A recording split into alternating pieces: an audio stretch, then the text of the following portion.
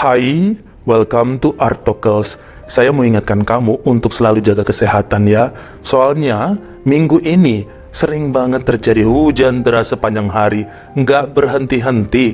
Padahal ini kan bulan Juli, harusnya ya musim panas. Tapi ternyata sekarang mah sepanjang tahun nggak kenal bulan, hujan ya hujan aja.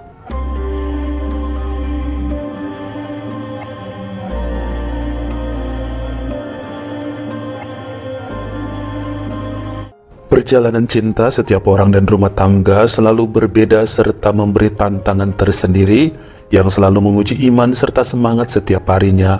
Ada pasangan yang saling cocok satu sama lain dan hidup harmonis, nyatanya malah susah dapat keturunan. Ada yang lancar jajah tiap tahun hamil dan punya anak sehat sampai nggak kuat ngasih makan, keuangannya kurang, atau bapaknya suka main perempuan. Ada aja cobaan, termasuk yang dijalani oleh Purwati Radin yang merupakan asli dari wilayah Gemolong, Sragen, Jawa Tengah. Dia sama suaminya yang bernama Dharma Suseno hidupnya cukup bahagia, romantis terus dan hampir nggak pernah menghadapi prahara apa-apa dalam rumah tangga. Malah sejak kawin, belum dikasih-kasih anak padahal ngarep banget. Keduanya menikah di tahun 2010 saat sama-sama berusia 24 tahun.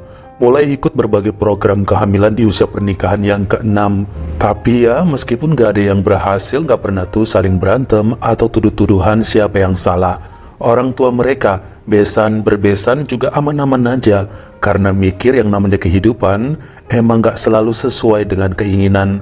Diuji kesabaran sama yang maha kuasa. Makanya kemana-mana jalan berdua tetap asik aja, malah dianggap pacaran terus sama orang-orang. Dharma ini asli orang Surabaya, kenal dan nikah sama Purwati juga di kota tersebut. Dia kerja sebagai pengajar, sementara istrinya admin ekspedisi. Hidupnya nggak berlebihan, tapi juga nggak kekurangan.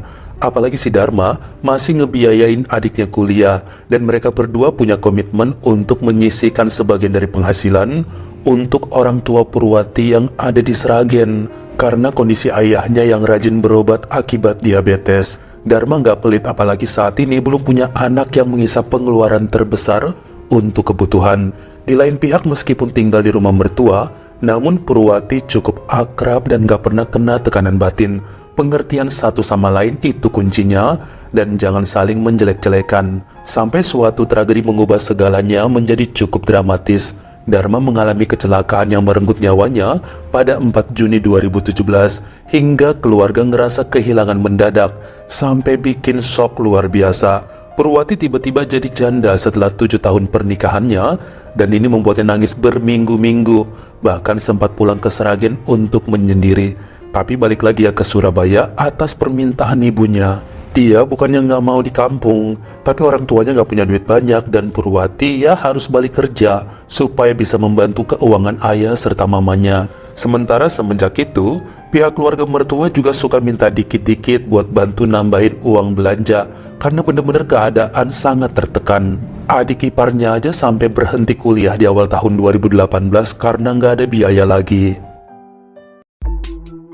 Ini namanya channel Mabar Kriminal yang berisi video-video keren untuk disaksikan penayangannya dari awal sampai habis, supaya ngasih kamu info paling baru, paling aktual, dan paling greget seputar dunia kriminalitas. Upload 3 kali tiap minggunya dalam bentuk video panjang ataupun short untuk menambah pengalaman mendebarkan mengenai info kejahatan yang terjadi baik dari dalam maupun luar negeri. Editan yang sopan di mata serta penjelasan yang mengalir mudah dimengerti menjadi ciri khas unik yang pasti paling kamu tunggu di channelnya Mabar Kriminal. Boleh cek di kotak deskripsi atau kolom komentar untuk melaju ke channelnya Mabar Kriminal.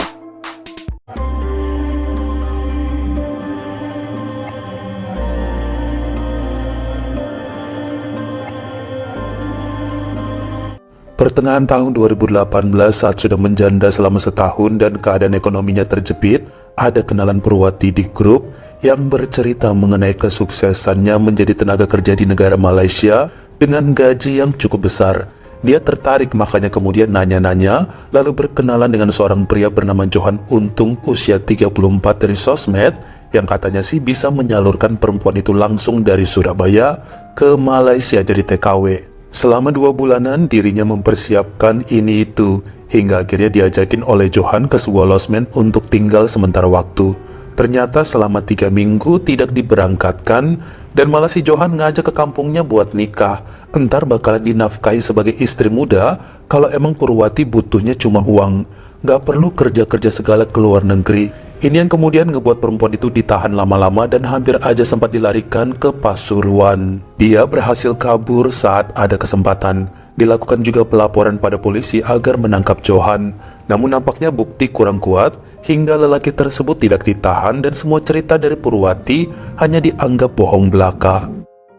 Apa yang terjadi bikin wanita tersebut rada kapok mau berangkat ke Malaysia.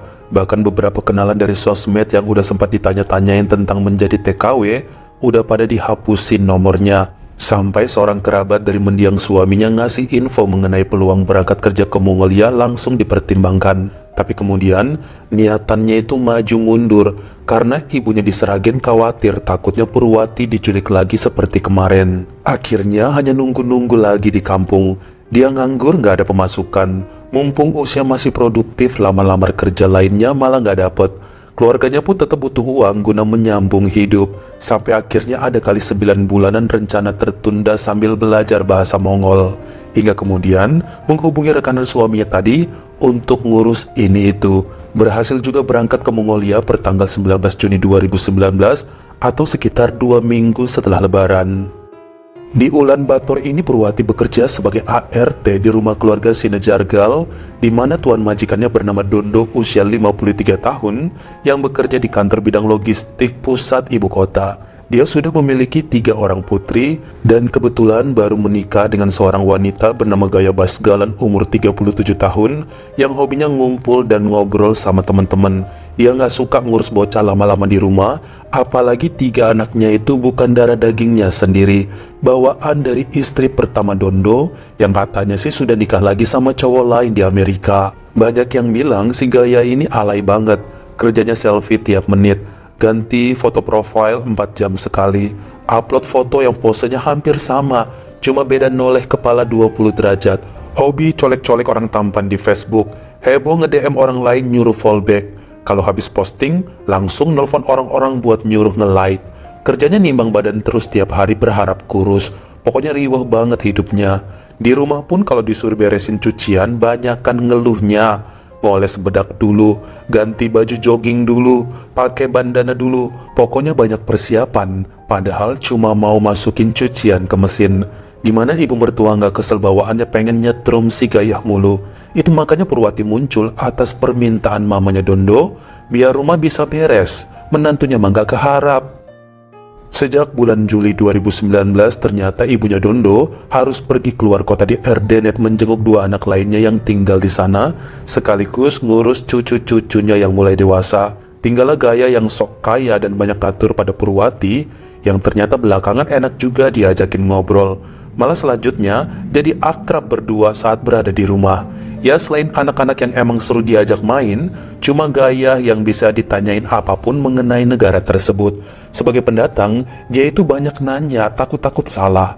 Dan jujur hampir gak pernah ngomong sama tuan majikan karena segan. Dondo sosok yang berwibawa, jarang bicara, dan sepertinya kalau lagi baca koran atau megang handphone tuh gak boleh diganggu. Padahal kata istrinya mah biasa aja kok. Mereka suka jalan kemana-mana demi kepentingan sosmed si Gaya. Bahkan beberapa kali istrinya tersebut ngajak teman-teman sosialitanya ngumpul di rumah makan-makan sambil karaokean, dan menyuruh suami serta anak-anaknya pergi dulu biar nggak sumpek. Biasanya si Dondo ngajak 3 putrinya ke hotel untuk 1 atau 2 malam supaya mama tiri mereka bisa enjoy the party bersama rekan-rekannya di rumah. Pada awal September 2019, jadi hampir 3 bulanan Purwati kerja di situ, ternyata bapak majikan mulai ngasih sinyal yang bikin hatinya deg-degan, bukan karena suka, tapi justru sebaliknya karena takut. Si Dondo senyum, kedip mata, kiss bye dari jauh bahkan melet-melet lidah kalau Purwati lewat di depannya. Ah, gak sengaja kali. Ya kalau 1 atau 2 kali sih bisa aja kebetulan, tapi kalau hampir setiap berpapasan tingkahnya begitu ya takutlah. Fokusnya cuma pengen kerja dan uangnya akan dikirim ke Indonesia, bukan macem-macem. Makanya beberapa kali saat nelpon ibu atau mertuanya suka diceritain kelakuan majikannya itu. Tapi mereka selalu berpesan untuk waspada, lindungi hati dan menghindari hal yang bisa menimbulkan dosa. Apalagi ibu majikan bentuknya kayak gayah yang jelas-jelas mulutnya judes, bisa-bisa disangka mau ngerebut suaminya, jadi harus pinter-pinter ngejaga diri. Hari Minggu 15 September 2019, Purwati terkejut saat tiba-tiba terbangun dan melihat kedua majikannya memeluk dia dengan erat, membekap mulut serta mengikat kedua tangannya ke belakang yang kemudian memukulnya dengan keras menggunakan batu bata. Purwati lemas dan matanya berkunang-kunang, namun pikirannya masih sadar bahwa dirinya mengalami kekerasan oleh Pak Dondo dan istrinya.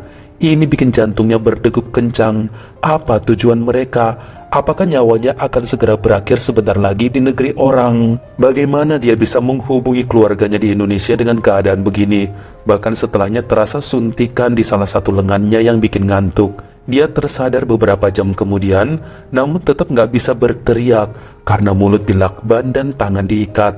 Purwati baru ngeh sedang berada dalam sebuah goni beras 50 kg yang terasa dingin karena diletakkan di lantai dapur. Sepi sekali dan gak ada balasan atau respon apa-apa dari luar meskipun dia coba berguling, berteriak dengan parau, ataupun menendang-nendang kabinet. Selama 2 hari di dapur nampaknya Purwati benar-benar dicuekin karena sesekali dia mendengar suara Dondo dan istrinya berbicara dari kejauhan. Cuma suara anak-anak yang gak pernah didengarnya sejak disekap. Pada hari Selasa 17 September 2019, Pak Dondo membuka goni dan mencoba ngasih minum perempuan itu. Tapi Purwati menolak dan malah berteriak yang langsung dipukul lagi sama lelaki tersebut. Dia nggak sadarkan diri beberapa saat, namun setelah siuman terasa pedih pada bagian organ intimnya. Besokannya lagi Rabu sore 18 September 2019, dalam keadaan sudah ikhlas dengan apa yang terjadi dan berpikir nyawanya akan segera berakhir, ternyata ikatan goni itu dibuka oleh seorang pria bernama Sagai Sinejargal yang merupakan adik kandung dari Pak Dondo. Seketika muncul abangnya marah-marah karena membuka goni itu tanpa seizinnya. Terjadilah perkelahian hebat di antara dua lelaki tersebut sampai saling pukul pakai penggorengan, lempar-lemparan nampan, tendang-tendangan perut, hingga akhirnya Sagai menggunakan golok untuk menghabisi abangnya dengan bersusah payah. Dondo tidak bergerak sama sekali yang ngebuat adiknya kemudian nelpon ambulans untuk bantu menangani keadaan. Abangnya terkulai tidak berdaya. Purwati juga tengkurap dengan lemas. Sebenarnya Dondo masih sempat menjalani perawatan di UBH Center, namun 2 hari kemudian meninggal akibat luka-luka yang diderita. 4 hari setelahnya, sang istri Gaya pun ditangkap oleh polisi di Darkan atas penganiayaan terhadap Purwati.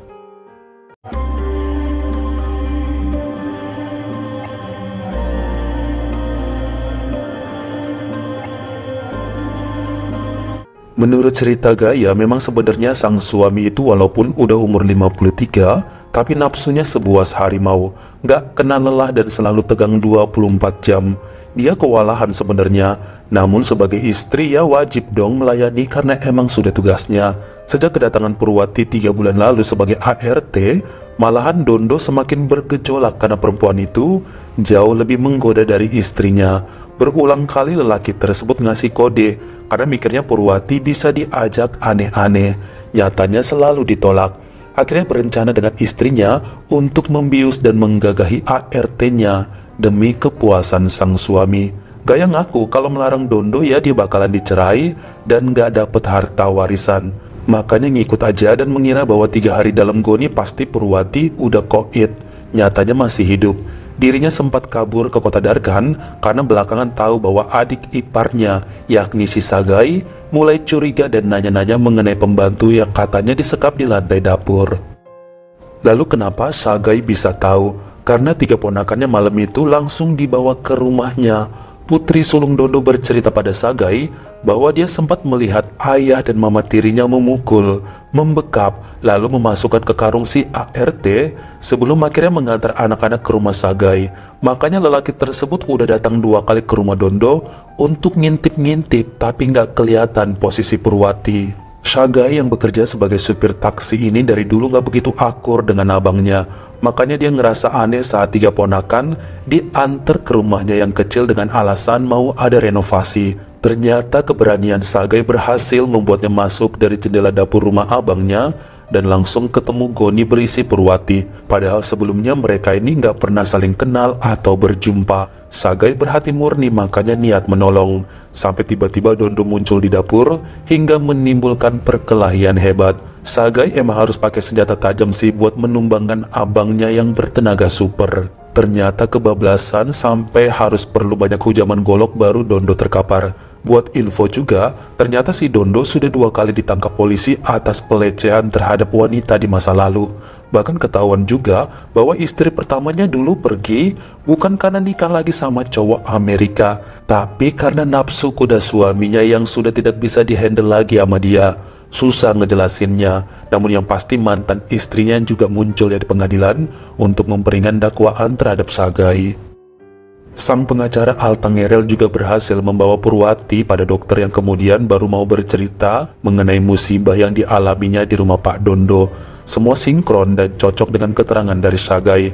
Memang benar ya bahwa lelaki berusia 41 tahun itu berniat menolong serta membebaskannya. Makanya hakim di Pengadilan Tinggi Wilayah Ulan Bator kemudian pada hari Rabu 22 Januari 2020 menyatakan bahwa Sagai Sinejargal yang sudah punya 1 putri tersebut pun dibebaskan atas segala tuduhan. Namun untuk masa 3 bulan setelahnya, dia masih disuruh melakukan wajib lapor pada pihak berwenang. Sementara Gaya Bais Galan sebulan kemudian memasuki masa sidang dan mendapat hukuman 5 tahun kurungan karena membantu suaminya melakukan perbuatan tercela. 3 anak Dondo kemudian diasuh oleh neneknya di rumah besar mereka.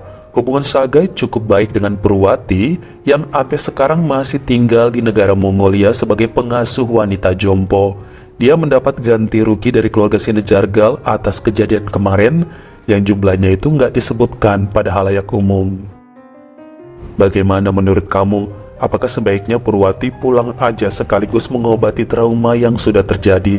Atau biarlah di sana atau butuh duit juga untuk menghidupi keluarganya? Kalian komen di bawah.